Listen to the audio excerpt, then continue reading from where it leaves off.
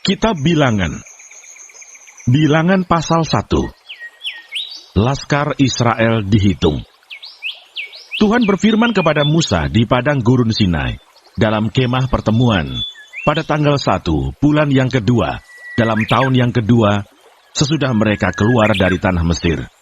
Hitunglah jumlah segenap umat Israel menurut kaum-kaum yang ada dalam setiap suku mereka. Dan catatlah nama semua laki-laki di Israel yang berumur 20 tahun ke atas dan yang sanggup berperang, orang demi orang. Engkau ini beserta Harun harus mencatat mereka menurut pasukannya masing-masing. Dari tiap-tiap suku harus ada satu orang yang mendampingi kamu, yakni orang yang menjadi kepala dari suku yang diwakilinya itu. Dan inilah nama semua orang yang harus mendampingi kamu. Dari suku Ruben, Elisur bin Sedeur. Dari suku Simeon, Selumiel bin Yuris Yadai. Dari suku Yehuda, Nahason bin Aminadab. Dari suku Isakar, Netanel bin Suar. Dari suku Sebulon, Eliab bin Helon. Dari suku keturunan Yusuf, Elisama bin Amihud dari suku Efraim. Dan Gamaliel bin Pedasur dari suku Manasye. Dari suku Benyamin, Abidan bin Gedeoni. Dari suku Dan, Ahieser bin Amisadai. Dari suku Asher, Pagiel bin Okran. Dari suku Gad, Eliasaf bin Rehuel. Dari suku Naftali, Ahira bin Enan. Itulah orang-orang yang dipilih dari umat itu, masing-masing sebagai pemimpin dari suku bapa leluhurnya. Mereka inilah kepala-kepala pasukan Israel. Lalu Musa dan Harun memanggil orang-orang yang tertunjuk namanya itu. Dan pada tanggal 1 bulan yang kedua, mereka menyuruh segenap umat berkumpul. Kemudian silsilah orang-orang Israel disusun menurut kaum-kaum yang ada dalam setiap suku mereka.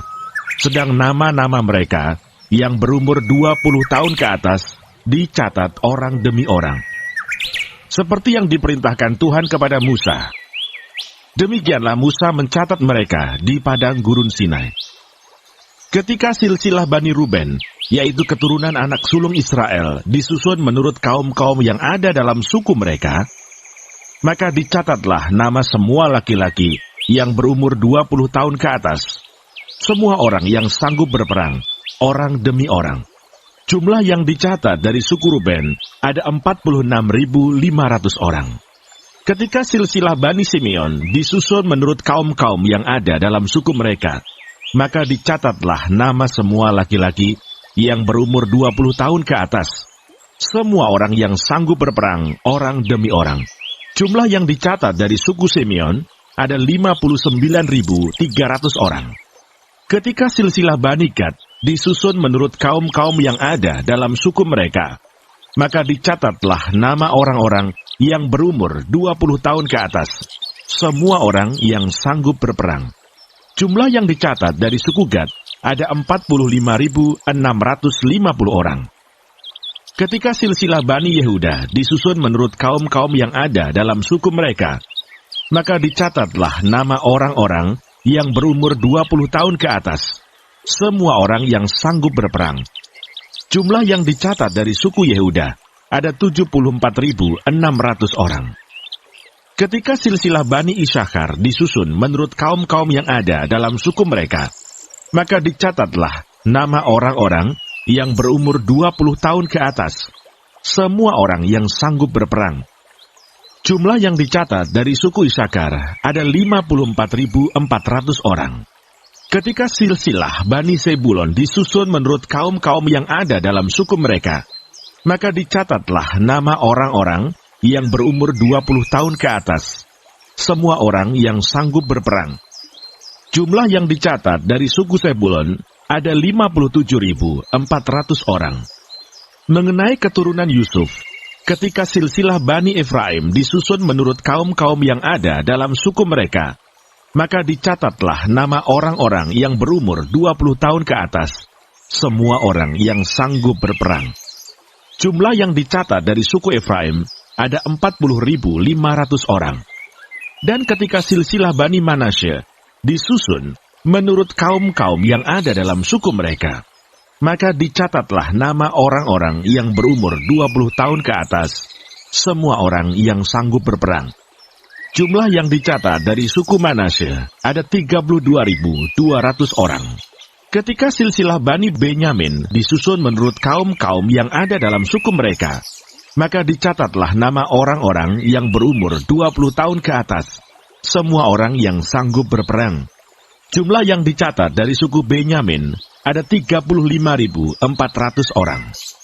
Ketika silsilah Bani Dan disusun menurut kaum-kaum yang ada dalam suku mereka, maka dicatatlah nama orang-orang yang berumur 20 tahun ke atas, semua orang yang sanggup berperang. Jumlah yang dicatat dari suku Dan ada 62.700 orang. Ketika silsilah Bani Asher disusun menurut kaum-kaum yang ada dalam suku mereka, maka dicatatlah nama orang-orang yang berumur 20 tahun ke atas, semua orang yang sanggup berperang. Jumlah yang dicatat dari suku Asher ada 41.500 orang. Ketika silsilah Bani Naftali disusun menurut kaum-kaum yang ada dalam suku mereka, maka dicatatlah nama orang-orang yang berumur 20 tahun ke atas, semua orang yang sanggup berperang. Jumlah yang dicatat dari suku Naftali ada 53.400 orang. Itulah jumlah orang-orang yang dicatat oleh Musa dengan Harun dan dengan ke-12 pemimpin Israel yang masing-masing mewakili sukunya. Jadi semua orang Israel yang dicatat menurut suku-suku mereka, yaitu orang-orang yang berumur 20 tahun ke atas dan yang sanggup berperang di antara orang Israel, berjumlah 603.550 orang. Tetapi mereka yang menurut suku bapa leluhurnya, termasuk orang Lewi, tidak turut dicatat bersama-sama dengan mereka itu. Sebab Tuhan telah berfirman kepada Musa, hanya suku Lewi janganlah kau catat, dan janganlah kau hitung jumlahnya bersama-sama dengan orang Israel. Tetapi tugaskanlah mereka untuk mengawasi kemah suci, tempat hukum Allah dengan segala perabotan dan perlengkapannya. Mereka harus mengangkat kemah suci dengan segala perabotannya. Mereka harus mengurusnya dan harus berkemah di sekelilingnya. Apabila berangkat, kemah suci harus dibongkar oleh orang Lewi. Dan apabila berkemah, kemah suci harus dipasang oleh mereka. Sedang orang awam yang mendekat harus dihukum mati. Orang Israel haruslah berkemah masing-masing di tempat perkemahannya, dan masing-masing dekat panji-panjinya, menurut pasukan mereka. Tetapi orang Lewi haruslah berkemah di sekeliling kemah suci, tempat hukum Allah, supaya umat Israel jangan kena murka. Orang Lewi haruslah memelihara kemah suci, tempat hukum itu. Maka orang Israel berbuat demikian, tepat seperti yang diperintahkan Tuhan kepada Musa. Demikianlah diperbuat mereka. Bilangan pasal 2. Suku-suku Israel ditunjuk tempat perkemahannya. Tuhan berfirman kepada Musa dan Harun, orang Israel harus berkemah masing-masing dekat panji-panjinya, menurut lambang suku-sukunya. Mereka harus berkemah di sekeliling kemah pertemuan, agak jauh daripadanya. Yang berkemah di sebelah timur, dekat panji-panjinya, ialah Laskar Yehuda, menurut pasukan-pasukan mereka. Pemimpin Bani Yehuda ialah Nahason bin Aminadab. Pasukannya terdiri dari 74.600 orang yang dicatat. Yang berkemah di dekatnya ialah suku Isakar. Pemimpin Bani Isakar ialah Netanael bin Suar. Pasukannya terdiri dari 54.400 orang yang dicatat. Kemudian suku Sebulon. Pemimpin Bani Sebulon ialah Eliab bin Helon. Pasukannya terdiri dari 57.400 orang yang dicatat. Jumlah orang yang dicatat dalam Laskar Yehuda, menurut pasukan-pasukan mereka, ada 186.400 orang.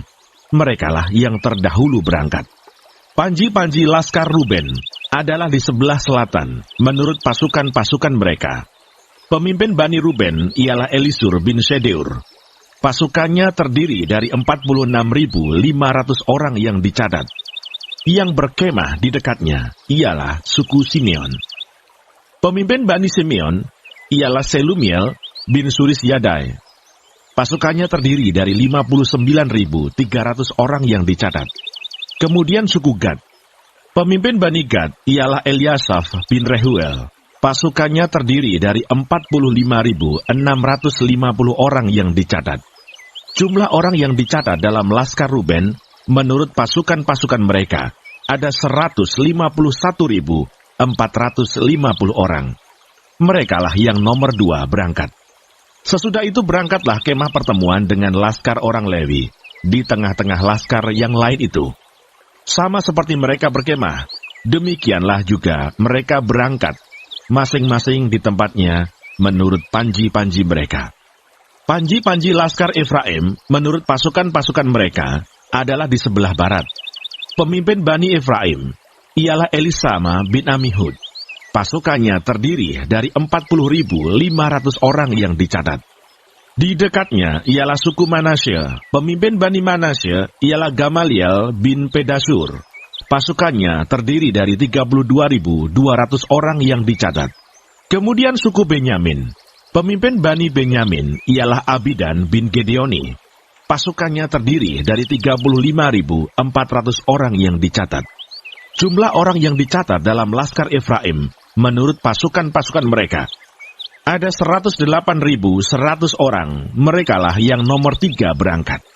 Panji-panji Laskar Dan adalah di sebelah utara, menurut pasukan-pasukan mereka. Pemimpin Bani Dan ialah Ahieser bin Ami Shaddai. Pasukannya terdiri dari 62.700 orang yang dicatat. Yang berkemah di dekatnya ialah suku Asher.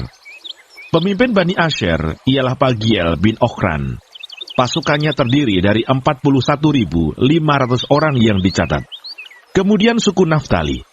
Pemimpin Bani Naftali ialah Ahira bin Enan. Pasukannya terdiri dari 53.400 orang yang dicatat. Jumlah orang yang dicatat dalam Laskar Dan ada 157.600 orang. Merekalah yang terkemudian berangkat menurut panji-panji mereka. Itulah pencatatan orang Israel menurut suku-suku mereka. Jumlah orang yang dicatat dalam laskar-laskar dengan pasukan-pasukannya ada 603.550 orang. Tetapi orang Lewi tidak turut dicatat bersama-sama dengan orang Israel, seperti yang diperintahkan Tuhan kepada Musa. Maka orang Israel berbuat demikian, tepat seperti yang diperintahkan Tuhan kepada Musa. Demikianlah mereka berkemah menurut panji-panji mereka, dan demikianlah mereka berangkat, masing-masing menurut kaumnya dan sukunya. Bilangan pasal 3. Orang Lewi. Inilah keturunan Harun dan Musa pada waktu Tuhan berfirman kepada Musa di Gunung Sinai. Nama anak-anak Harun ialah yang sulung Nadab, kemudian Abihu, Eleazar, dan Itamar. Itulah nama anak-anak Harun, imam-imam yang diurapi, yang telah ditahbiskan untuk memegang jabatan imam. Tetapi Nadab dan Abihu sudah mati di hadapan Tuhan di padang gurun Sinai, ketika mereka mempersembahkan api yang asing ke hadapan Tuhan. Mereka tidak mempunyai anak. Jadi ketika Harun ayah mereka masih hidup, yang memegang jabatan imam ialah Eleazar dan Itamar. Tuhan berfirman kepada Musa, "Suruhlah suku Lewi mendekat dan menghadap Imam Harun, supaya mereka melayani dia. Mereka harus mengerjakan tugas-tugas bagi Harun dan bagi segenap umat Israel di depan kemah pertemuan, dan dengan demikian melakukan pekerjaan jabatannya pada kemah suci. Mereka harus memelihara segala perabotan kemah pertemuan dan mengerjakan tugas-tugas bagi orang Israel, dan dengan demikian melakukan pekerjaan jabatannya pada kemah suci. Orang Lewi harus kau serahkan kepada Harun dan anak-anaknya. Dari antara orang Israel, haruslah orang-orang itu diserahkan kepadanya dengan sepenuhnya. Tetapi Harun dan anak-anaknya haruslah kau tugaskan untuk memegang jabatannya sebagai imam, sedang orang awam yang mendekat harus dihukum mati." Tuhan berfirman kepada Musa, "Sesungguhnya Aku mengambil orang Lewi dari antara orang Israel, ganti semua anak sulung mereka, yang terdahulu lahir dari kandungan, supaya orang Lewi menjadi kepunyaanku. Sebab akulah yang punya semua anak sulung. Pada waktu aku membunuh semua anak sulung di tanah Mesir, maka aku menguduskan bagiku semua anak sulung yang ada pada orang Israel, baik dari manusia maupun dari hewan. Semuanya itu kepunyaanku. Akulah Tuhan. Tuhan berfirman kepada Musa di padang gurun Sinai, catatlah Bani Lewi menurut puak-puak dan kaum-kaum mereka. Semua laki-laki yang berumur 1 bulan ke atas harus kau catat. Lalu Musa mencatat mereka sesuai dengan titah Tuhan, seperti yang diperintahkan kepadanya. Inilah anak-anak Lewi dengan nama mereka, Gerson, Kehat, dan Merari. Inilah nama-nama anak Gerson dan kaum-kaum mereka, Libni dan Simei. Anak-anak Kehat dan kaum-kaum mereka ialah Amram, Yisar, Hebron, dan Uziel. Anak-anak Merari dan kaum-kaum mereka ialah Mahli dan Musi. Inilah kaum-kaum orang Lewi yang ada dalam puak-puak mereka. Puak Gerson terdiri dari kaum Libni dan kaum Simei. Itulah kaum-kaum Gerson. Jumlah pencatatan mereka, ketika semua laki-laki yang berumur 1 bulan ke atas dicatat, ada 7.500 orang. Kaum-kaum Gerson ini berkemah di belakang kemah suci di sebelah barat. Pemimpin puak Gerson ialah Eliasaf bin Lael, yang harus dipelihara oleh Bani Gerson dalam kemah pertemuan, ialah kemah suci dan kemah dengan tudungnya, tirai pintu kemah pertemuan, layar pelataran dan tirai pintu pelataran yang ada sekeliling kemah suci dan mesbah dan talinya, termasuk segala pekerjaan yang berhubungan dengan semuanya itu. Puak Kehat terdiri dari kaum Amran, kaum Yisar, kaum Hebron, dan kaum Uziel. Itulah kaum-kaum Kehat. Jumlah pencatatan mereka, ketika semua laki-laki yang berumur 1 bulan ke atas dicatat, ada 8.600 orang, yakni mereka yang memelihara barang-barang kudus. Kaum-kaum Bani Kehat ini berkemah pada sisi kemah suci sebelah selatan. Pemimpin puak Kehat dan kaum-kaumnya ialah Elisafan bin Uziel. Yang harus dipelihara mereka ialah tabut, meja, kandil, mesbah-mesbah, perkakas tempat kudus yang dipakai untuk menyelenggarakan ibadah, juga tirai, termasuk segala pekerjaan yang berhubungan dengan semuanya itu. Adapun pemimpin tertinggi orang Lewi ialah Eleazar, anak Imam Harun, yang mengawasi mereka yang memelihara barang-barang kudus. Puak Merari terdiri dari kaum Mahli dan kaum Musi. Itulah kaum-kaum Merari. Jumlah pencatatan mereka ketika semua laki-laki yang berumur 1 bulan ke atas dicatat, ada 6.200 orang. Pemimpin puak Merari dan kaum-kaumnya ialah Zuril bin Abihail. Mereka berkemah pada sisi kemah suci sebelah utara. Yang ditugaskan kepada Bani Merari untuk dipelihara ialah papan kemah suci, kayu lintangnya, tiang-tiangnya, alasnya, segala perabotannya, termasuk segala pekerjaan yang berhubungan dengan semuanya itu. Juga tiang pelataran sekelilingnya, alas, patok, dan talinya. Yang berkemah di depan kemah suci, di sebelah timur, di depan kemah pertemuan, ialah Musa dan Harun serta anak-anaknya, yang mengerjakan tugas pemeliharaan tempat kudus bagi orang Israel. Tetapi orang awam yang mendekat, haruslah dihukum mati. Jumlah orang Lewi yang sesuai dengan titah Tuhan dicatat oleh Musa dan Harun menurut kaum-kaum mereka, yakni semua laki-laki yang berumur 1 bulan ke atas, ada 22.000 orang. Lalu berfirmanlah Tuhan kepada Musa, catatlah semua anak sulung laki-laki Israel yang berumur 1 bulan ke atas, lalu hitunglah jumlah mereka, dan ambillah orang-orang Lewi bagiku, akulah Tuhan, sebagai ganti semua anak sulung yang ada pada orang Israel. Juga hewan orang Lewi, ganti semua anak sulung di antara hewan orang Israel. Maka Musa mencatat semua anak sulung yang ada pada orang Israel, seperti yang diperintahkan Tuhan kepadanya.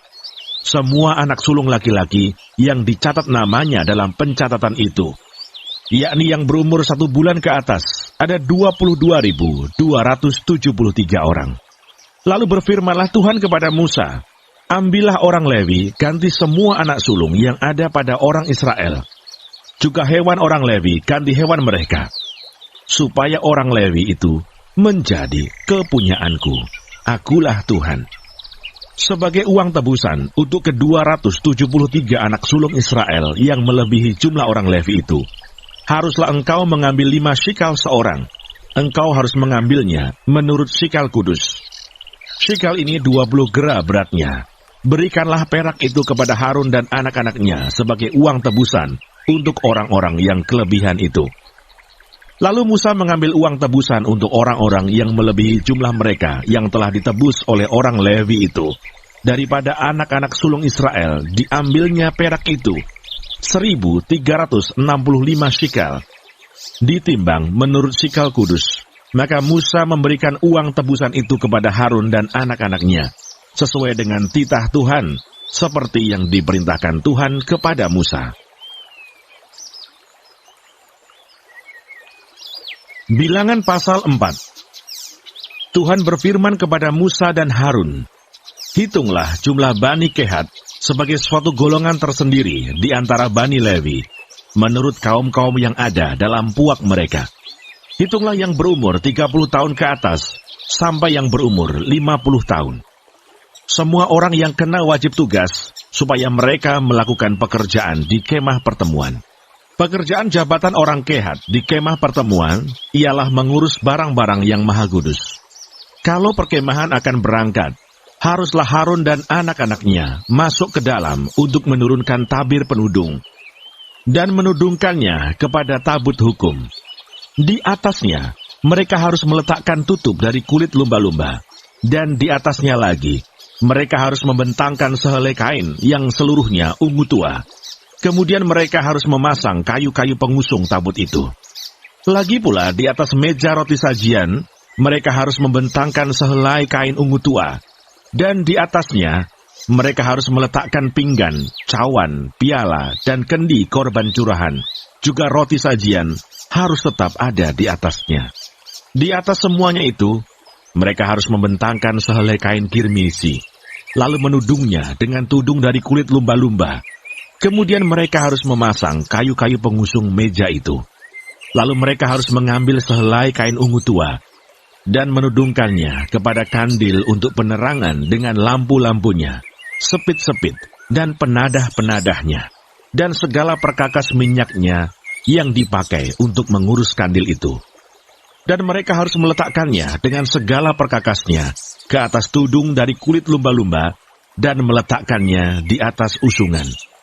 Di atas mezbah dari emas itu, mereka harus membentangkan sehelai kain ungu tua dan menudunginya dengan tudung dari kulit lumba-lumba. Kemudian mereka harus memasang kayu-kayu pengusung mezbah itu. Lalu mereka harus mengambil segala perkakas yang dipakai untuk menyelenggarakan kebaktian di tempat kudus, meletakkannya di atas sehelai kain ungu tua, dan menudunginya dengan tudung dari kulit lumba-lumba.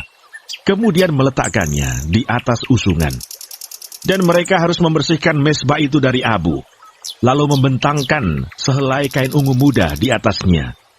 Sesudah itu meletakkan di atasnya segala perkakasnya yang dipakai untuk mengurusnya, yakni perbaraan, garpu, penyodok, bokor penyiraman, segala perkakas mezbah itu. Dan di atasnya, mereka harus membentangkan tutup dari kulit lumba-lumba. Kemudian mereka harus memasang kayu-kayu pengusung mezbah itu.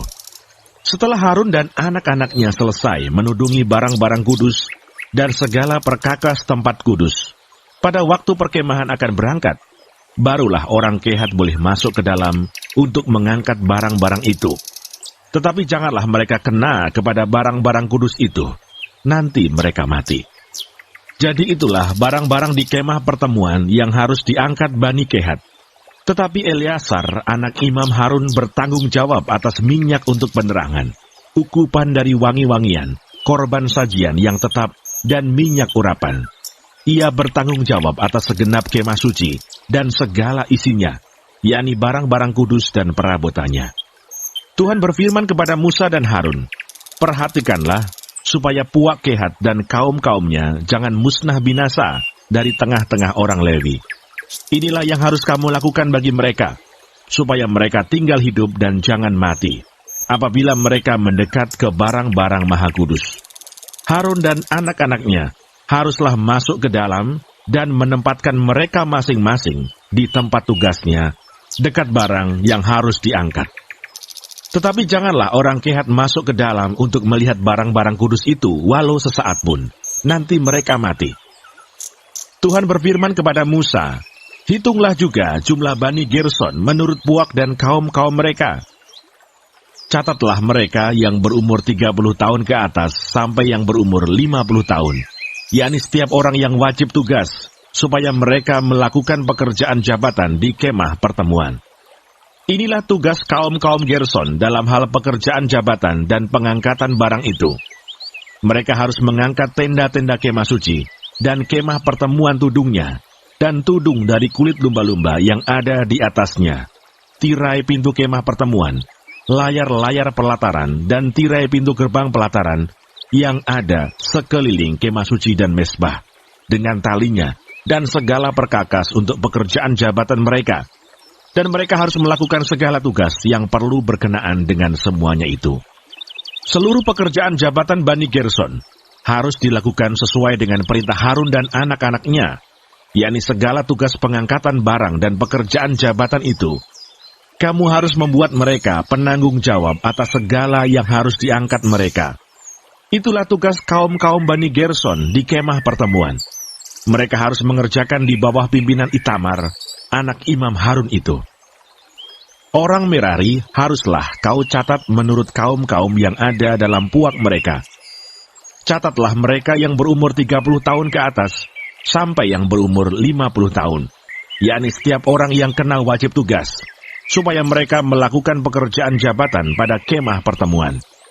Inilah yang wajib diangkat mereka, berhubung dengan seluruh pekerjaan jabatan mereka di kemah pertemuan.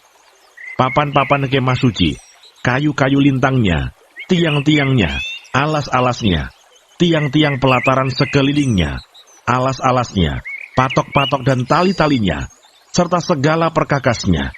Semuanya termasuk tugas mereka. Dengan terperinci, haruslah kamu tunjuk perkakas yang wajib diangkat mereka itu. Itulah tugas kaum-kaum Bani Merari, yakni seluruh pekerjaan jabatan mereka di kemah pertemuan, yang harus dilakukan di bawah pimpinan Itamar, anak Imam Harun. Demikianlah Musa dan Harun dengan para pemimpin umat Israel mencatat Bani Kehat menurut kaum-kaum yang ada dalam puak mereka, yakni orang-orang yang berumur 30 tahun ke atas sampai yang berumur 50 tahun. Setiap orang yang kena wajib tugas berhubung dengan pekerjaan jabatan di kemah pertemuan. Maka jumlah pencatatan mereka menurut kaum-kaum mereka ada 2.750 orang. Itulah orang-orang yang dicatat dari kaum-kaum Kehat, semua orang yang melakukan pekerjaan jabatan di kemah pertemuan, yakni mereka yang dicatat oleh Musa dan Harun sesuai dengan titah Tuhan dengan perantaraan Musa. Bani Gerson yang dicatat menurut kaum-kaum yang ada dalam puak mereka, yaitu orang-orang yang berumur 30 tahun ke atas, sampai yang berumur 50 tahun. Setiap orang yang kena wajib tugas berhubung dengan pekerjaan jabatan di kemah pertemuan. Jadi mereka dicatat menurut kaum-kaum yang ada dalam puak mereka, berjumlah 2.630 orang. Itulah jumlah pencatatan kaum-kaum Bani Gerson. Semua orang yang melakukan pekerjaan jabatan di kemah pertemuan, yakni mereka yang dicatat oleh Musa dan Harun sesuai dengan titah Tuhan. Bani Merari yang dicatat menurut kaum-kaum yang ada dalam puak mereka, yaitu orang-orang yang berumur 30 tahun ke atas sampai yang berumur 50 tahun. Setiap orang yang kena wajib tugas berhubung dengan pekerjaan jabatan di kemah pertemuan.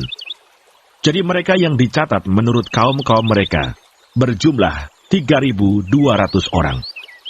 Itulah jumlah pencatatan kaum-kaum Bani Merari, yakni mereka yang dicatat oleh Musa dan Harun sesuai dengan titah Tuhan dengan perantaraan Musa.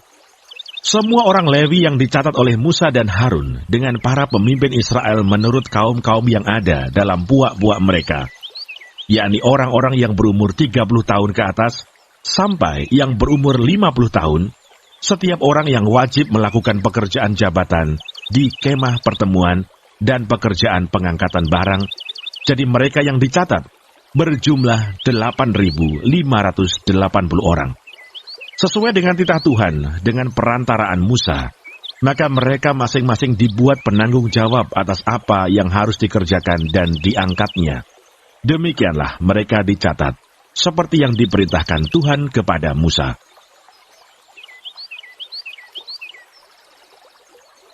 Bilangan pasal 5. Peraturan mengenai orang-orang yang najis.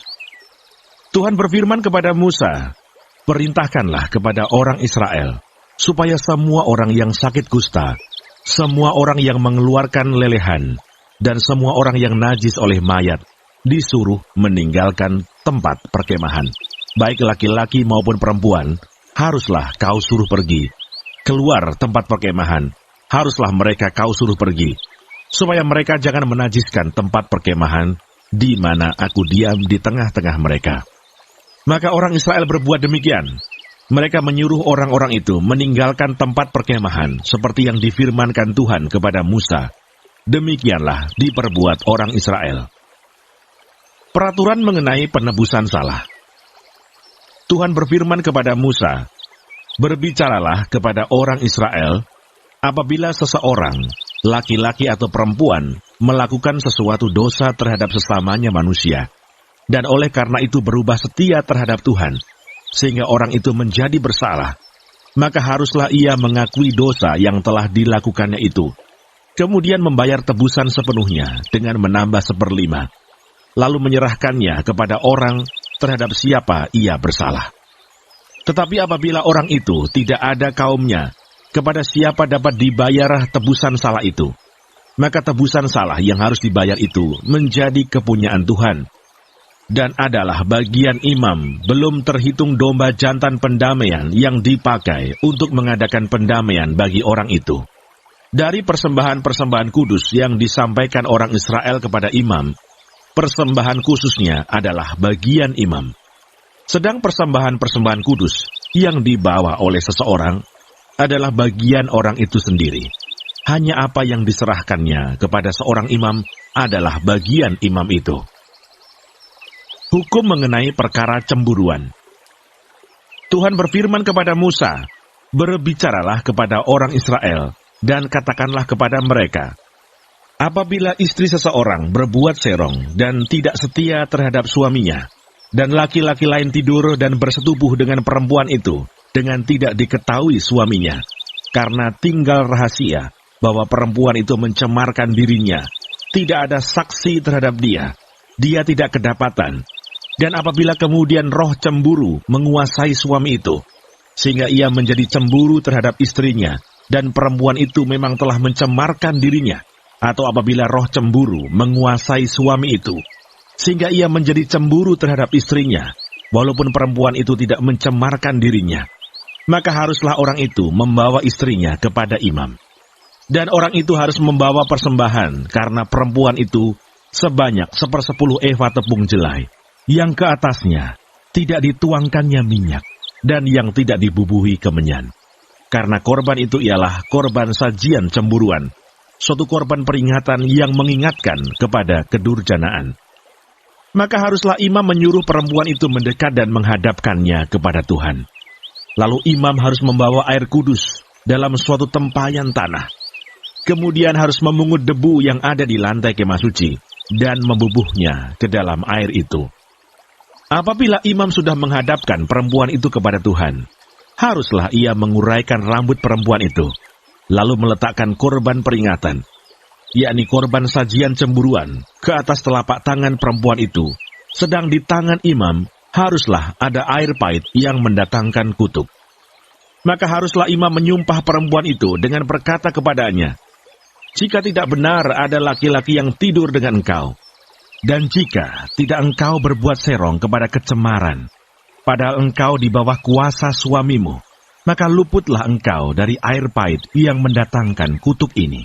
Tetapi jika engkau, padahal engkau di bawah kuasa suamimu, berbuat serong dan mencemarkan dirimu, oleh karena orang lain dari suamimu sendiri bersetubuh dengan engkau, dalam hal ini haruslah imam menyumpah perempuan itu dengan sumpah kutuk, dan haruslah imam berkata kepada perempuan itu, maka Tuhan kiranya membuat engkau menjadi sumpah kutuk di tengah-tengah bangsamu, dengan mengempiskan pahamu dan mengembungkan perutmu. Sebab air yang mendatangkan kutuk ini akan masuk ke dalam tubuhmu untuk mengembungkan perutmu dan mengembiskan pahamu.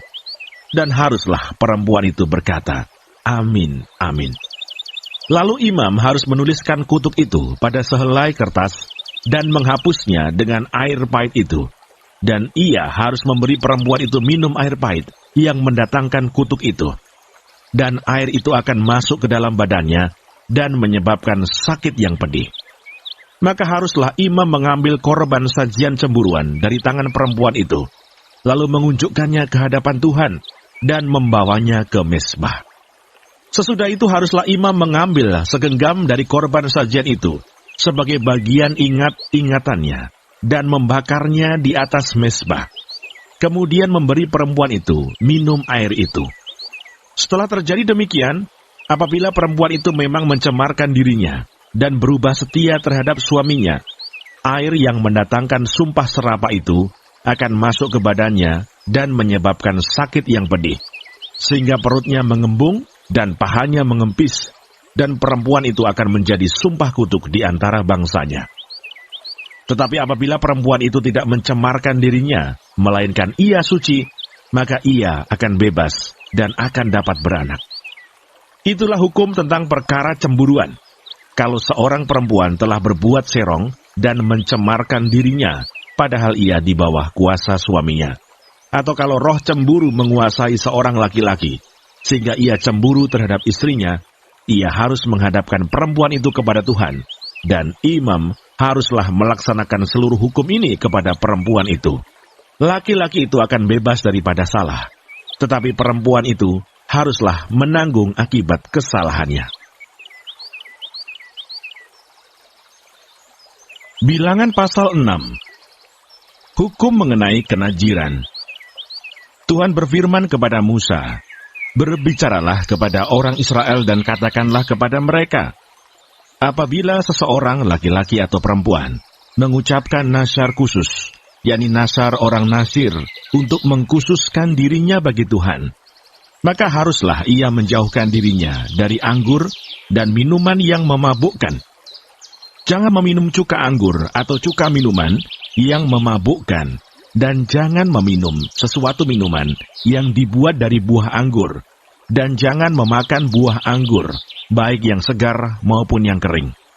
Selama waktu kenasirannya, janganlah ia makan sesuatu apapun yang berasal dari pohon anggur, dari bijinya sampai kepada pucuk rantingnya.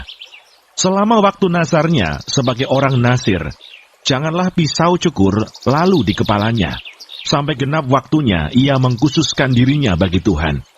Haruslah ia tetap kudus dan membiarkan rambutnya tumbuh panjang. Selama waktunya ia mengkhususkan dirinya bagi Tuhan, janganlah ia dekat kepada mayat orang. Bahkan apabila mati ayahnya ataupun ibunya, saudaranya laki-laki ataupun saudaranya perempuan, janganlah ia menajiskan dirinya kepada mereka. Sebab tanda kenasiran bagi Allahnya ada di atas kepalanya. Selama waktu kenasirannya, ia kudus bagi Tuhan. Tetapi apabila seseorang mati di dekatnya dengan sangat tiba-tiba, sehingga ia menajiskan rambut kenasirannya, maka haruslah ia mencukur rambutnya pada hari pentahirannya, yaitu pada hari yang ke-7, haruslah ia mencukurnya.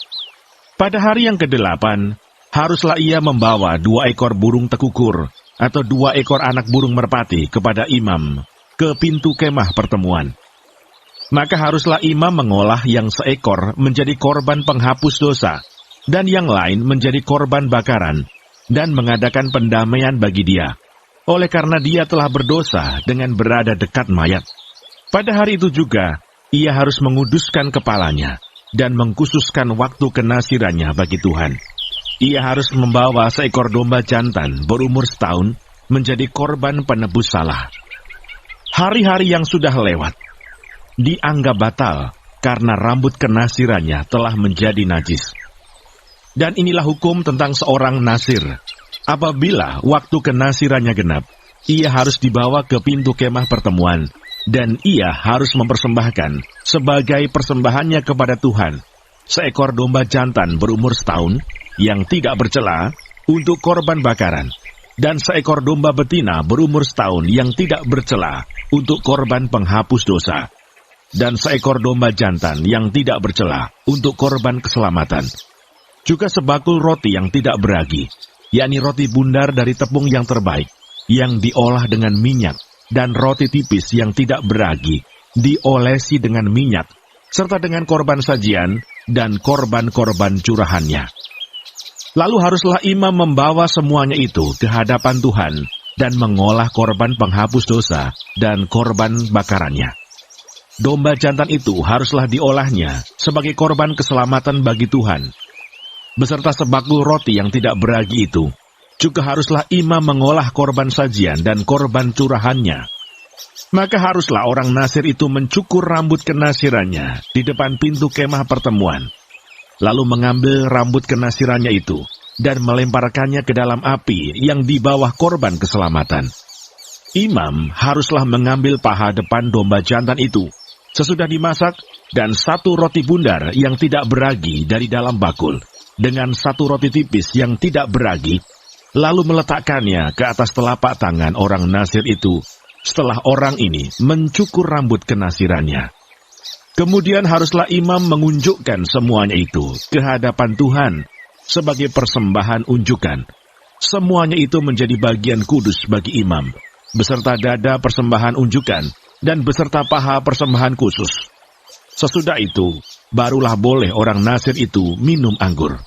Itulah hukum tentang orang Nasir yang menasarkan persembahannya kepada Tuhan berdasarkan kenasirannya. Belum dihitung apa yang ia mampu mempersembahkan di samping itu, sesuai dengan bunyi nasar yang diikrarkannya.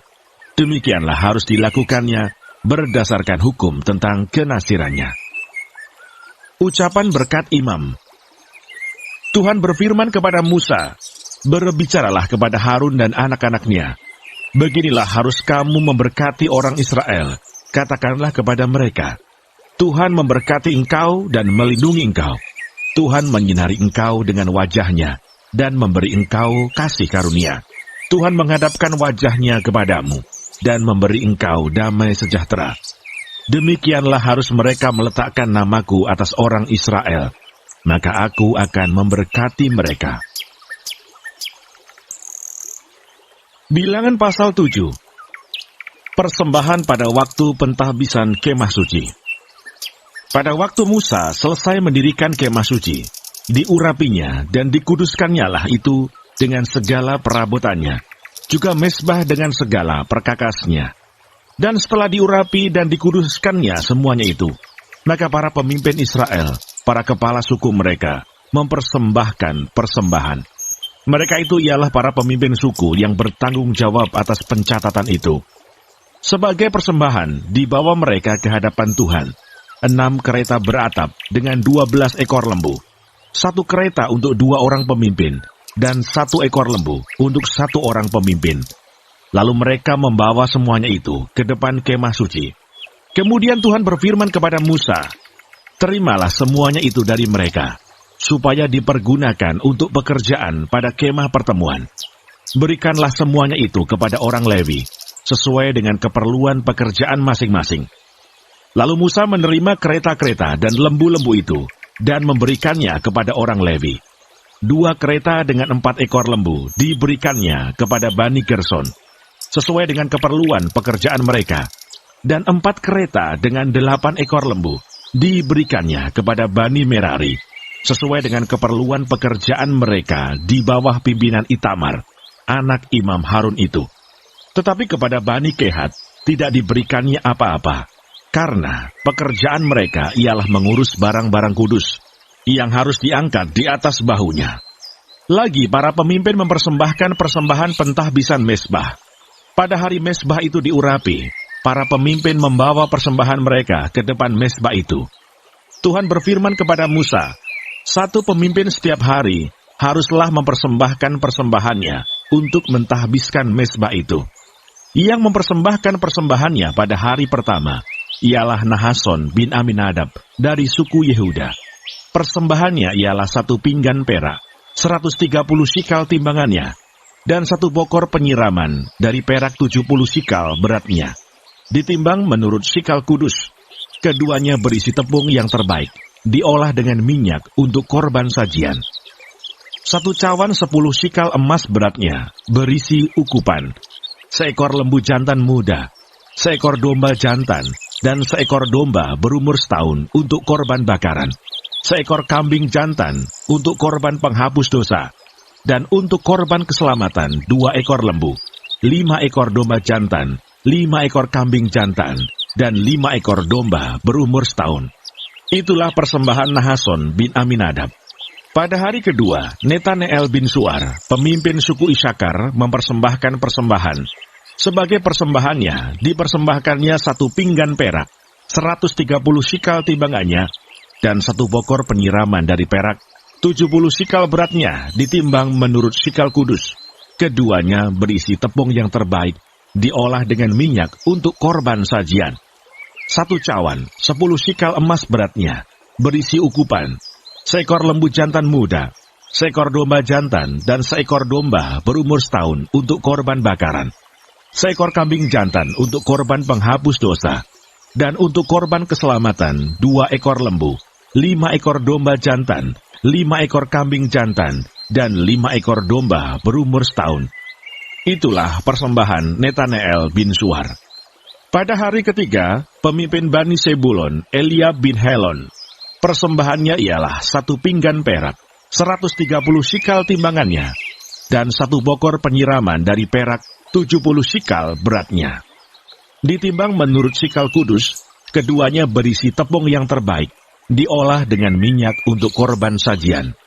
1 cawan, 10 sikal emas beratnya, berisi ukupan, seekor lembu jantan muda, seekor domba jantan, dan seekor domba berumur setahun untuk korban bakaran, seekor kambing jantan untuk korban penghapus dosa, dan untuk korban keselamatan 2 ekor lembu, 5 ekor domba jantan, 5 ekor kambing jantan, dan 5 ekor domba berumur setahun. Itulah persembahan Eliab bin Helon. Pada hari keempat, pemimpin Bani Ruben, Elisur bin Sedeur, persembahannya ialah 1 pinggan perak, 130 sikal timbangannya, dan 1 bokor penyiraman dari perak, 70 sikal beratnya, ditimbang menurut sikal kudus. Keduanya berisi tepung yang terbaik, diolah dengan minyak untuk korban sajian.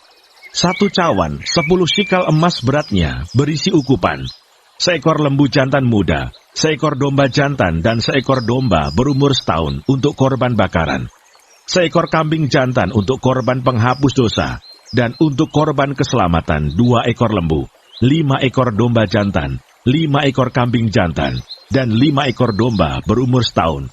Itulah persembahan Elisur bin Sedeur. Pada hari kelima, pemimpin Bani Simeon, Selumiel bin Surissadai, persembahannya ialah 1 pinggan perak, 130 sikal timbangannya, dan 1 bokor penyiraman dari perak, 70 sikal beratnya, ditimbang menurut sikal kudus. Keduanya berisi tepung yang terbaik, diolah dengan minyak untuk korban sajian. 1 cawan, 10 sikal emas beratnya, berisi ukupan, seekor lembu jantan muda, seekor domba jantan, dan seekor domba berumur setahun untuk korban bakaran, seekor kambing jantan untuk korban penghapus dosa, dan untuk korban keselamatan 2 ekor lembu, 5 ekor domba jantan, 5 ekor kambing jantan, dan 5 ekor domba berumur setahun. Itulah persembahan Selumiel bin Surissadai. Pada hari keenam, pemimpin Bani Gad, Eliasaf bin Rehuel, persembahannya ialah 1 pinggan perak, 130 sikal timbangannya, dan 1 bokor penyiraman dari perak, 70 sikal beratnya, ditimbang menurut sikal kudus. Keduanya berisi tepung yang terbaik, diolah dengan minyak untuk korban sajian.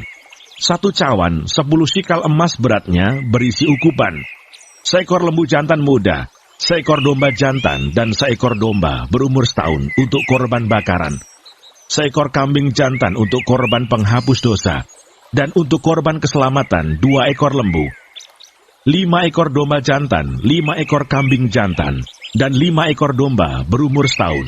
Itulah persembahan Eliasaf bin Rehuel. Pada hari ketujuh, pemimpin Bani Efraim, Elisama bin Amihud, persembahannya ialah 1 pinggan perak, 130 shikal timbangannya, dan 1 bokor penyiraman dari perak. 70 shikal beratnya, ditimbang menurut shikal kudus. Keduanya berisi tepung yang terbaik, diolah dengan minyak untuk korban sajian. 1 cawan 10 shikal emas beratnya, berisi ukupan. 1 ekor lembu jantan muda, 1 ekor domba jantan, dan 1 ekor domba berumur setahun untuk korban bakaran. 1 ekor kambing jantan untuk korban penghapus dosa, dan untuk korban keselamatan 2 ekor lembu, 5 ekor domba jantan, 5 ekor kambing jantan, dan 5 ekor domba berumur setahun. Itulah persembahan Elisama bin Amihud. Pada hari ke-8, pemimpin Bani Manasye, Gamaliel bin Pedasur. Persembahannya ialah 1 pinggan perak, 130 shikal timbangannya, dan 1 bokor penyiraman dari perak. 70 shikal beratnya, ditimbang menurut shikal kudus. Keduanya berisi tepung yang terbaik, diolah dengan minyak untuk korban sajian. 1 cawan 10 shikal emas beratnya, berisi ukupan. 1 ekor lembu jantan muda, 1 ekor domba jantan, dan 1 ekor domba berumur setahun untuk korban bakaran. 1 ekor kambing jantan untuk korban penghapus dosa, dan untuk korban keselamatan 2 ekor lembu, 5 ekor domba jantan, 5 ekor kambing jantan, dan 5 ekor domba berumur setahun. Itulah persembahan Gamaliel bin Pedasur. Pada hari ke-9, pemimpin Bani Benyamin, Abidan bin Gedeoni. Persembahannya ialah 1 pinggan perak, 130 shikal timbangannya, dan 1 bokor penyiraman dari perak. 70 shikal beratnya, ditimbang menurut shikal kudus. Keduanya berisi tepung yang terbaik, diolah dengan minyak, untuk korban sajian. 1 cawan 10 shikal emas beratnya, berisi ukupan. 1 ekor lembu jantan muda, 1 ekor domba jantan, dan 1 ekor domba berumur setahun untuk korban bakaran. 1 ekor kambing jantan untuk korban penghapus dosa, dan untuk korban keselamatan 2 ekor lembu, 5 ekor domba jantan, 5 ekor kambing jantan, dan 5 ekor domba berumur setahun. Itulah persembahan Abidan bin Gedeoni. Pada hari ke-10, pemimpin Bani Dan, Ahieser bin Amisadai. Persembahannya ialah 1 pinggan perak, 130 shikal timbangannya, dan 1 bokor penyiraman dari perak. 70 shikal beratnya, ditimbang menurut shikal kudus. Keduanya berisi tepung yang terbaik, diolah dengan minyak untuk korban sajian. 1 cawan 10 shikal emas beratnya, berisi ukupan. 1 ekor lembu jantan muda, 1 ekor domba jantan, dan 1 ekor domba berumur setahun untuk korban bakaran. 1 ekor kambing jantan untuk korban penghapus dosa. Dan untuk korban keselamatan 2 ekor lembu, 5 ekor domba jantan, 5 ekor kambing jantan, dan 5 ekor domba berumur setahun. Itulah persembahan Ahieser bin Amisadai. Pada hari ke-11, pemimpin Bani Asher, Pagiel bin Okran. Persembahannya ialah 1 pinggan perak, 130 shikal timbangannya, dan 1 bokor penyiraman dari perak. 70 shikal beratnya, ditimbang menurut shikal kudus. Keduanya berisi tepung yang terbaik, diolah dengan minyak untuk korban sajian. 1 cawan 10 shikal emas beratnya, berisi ukupan. 1 ekor lembu jantan muda, 1 ekor domba jantan, dan 1 ekor domba berumur setahun untuk korban bakaran. 1 ekor kambing jantan untuk korban penghapus dosa, dan untuk korban keselamatan 2 ekor lembu, 5 ekor domba jantan, 5 ekor kambing jantan, dan 5 ekor domba berumur setahun. Itulah persembahan Pagiel bin Okran. Pada hari ke-12, pemimpin Bani Naftali, Ahira bin Enan. Persembahannya ialah 1 pinggan perak, 130 shikal timbangannya, dan 1 bokor penyiraman dari perak. 70 shikal beratnya, ditimbang menurut shikal kudus. Keduanya berisi tepung yang terbaik, diolah dengan minyak untuk korban sajian. 1 cawan 10 shikal emas beratnya, berisi ukupan. 1 ekor lembu jantan muda, 1 ekor domba jantan, dan 1 ekor domba berumur setahun untuk korban bakaran. 1 ekor kambing jantan untuk korban penghapus dosa, dan untuk korban keselamatan 2 ekor lembu, 5 ekor domba jantan, 5 ekor kambing jantan, dan 5 ekor domba berumur setahun. Itulah persembahan Ahira bin Enan. Itulah persembahan pentahbisan mezbah pada hari mezbah itu diurapi dari pihak para pemimpin Israel, yaitu 12 pinggan perak, 12 bokor penyiraman dari perak, 12 cawan emas. Beratnya tiap-tiap pinggan adalah 130 shikal perak, dan beratnya tiap-tiap bokor penyiraman adalah 70 shikal. Segala perak perkakas-perkakas itu ada 2.400 shikal beratnya, ditimbang menurut shikal kudus. Selanjutnya 12 cawan emas berisi ukupan, tiap-tiap cawan 10 shikal beratnya, ditimbang menurut shikal kudus. Segala emas cawan itu ada 120 shikal beratnya. Segala hewan untuk korban bakaran itu ialah 12 ekor lembu jantan, 12 ekor domba jantan, 12 ekor domba berumur setahun, dengan korban sajiannya, juga 12 ekor kambing jantan untuk korban penghapus dosa. Segala hewan korban keselamatan itu ialah 24 ekor lembu jantan, 60 ekor domba jantan, 60 ekor kambing jantan, 60 ekor domba berumur setahun. Itulah persembahan pentahbisan mezbah sesudah mezbah itu diurapi. Apabila Musa masuk ke dalam kemah pertemuan untuk berbicara dengan dia, maka ia mendengar suara yang berfirman kepadanya dari atas tutup pendamaian yang di atas tabut hukum Allah, dari antara kedua kerup itu. Demikianlah ia berfirman kepadanya.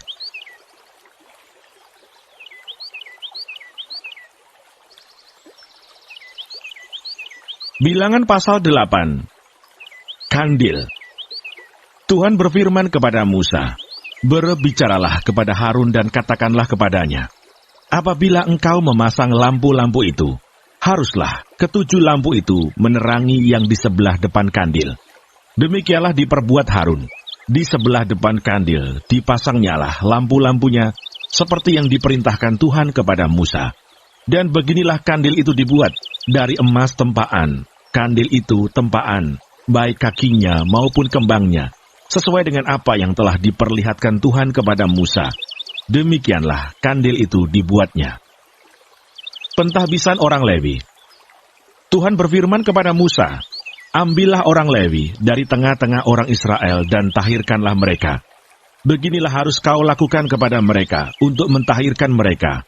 Percikanlah kepada mereka air penghapus dosa. Kemudian haruslah mereka mencukur seluruh tubuhnya dan mencuci pakaiannya, dan dengan demikian mentahirkan dirinya. Sesudah itu haruslah mereka mengambil seekor lembu jantan muda dengan korban sajiannya dari tepung yang terbaik, diolah dengan minyak. Juga seekor lembu jantan muda yang lain haruslah kau ambil untuk korban penghapus dosa. Selanjutnya haruslah kau suruh orang Lewi mendekat ke depan kemah pertemuan, dan kau panggil berkumpul segenap umat Israel. Apabila engkau telah menyuruh orang Lewi mendekat ke hadapan Tuhan, maka haruslah orang Israel meletakkan tangannya atas orang Lewi itu, dan Harun harus mengunjukkan orang Lewi itu sebagai persembahan unjukan dari antara orang Israel di hadapan Tuhan. Dan demikianlah mereka diuntukkan melakukan pekerjaan jabatannya bagi Tuhan. Setelah orang Lewi meletakkan tangannya atas kepala lembu-lembu jantan muda itu, maka haruslah yang seekor diolah sebagai korban penghapus dosa, dan yang lain sebagai korban bakaran bagi Tuhan, untuk mengadakan pendamaian bagi orang Lewi. Maka haruslah engkau menghadapkan orang Lewi kepada Harun dengan anak-anaknya, dan mengunjukkan mereka sebagai persembahan unjukan bagi Tuhan. Demikianlah harus engkau mentahirkan mereka dari tengah-tengah orang Israel, supaya orang Lewi itu menjadi kepunyaanku. Barulah sesudah itu, orang Lewi boleh masuk untuk melakukan pekerjaan jabatannya pada kemah pertemuan. Sesudah engkau mentahirkan mereka dan mengunjukkan mereka sebagai persembahan unjukan. Sebab mereka harus diserahkan dengan sepenuhnya kepadaku dari tengah-tengah orang Israel. Ganti semua yang terdahulu lahir dari kandungan, yakni semua anak sulung yang ada pada orang Israel, telah kuambil mereka bagiku.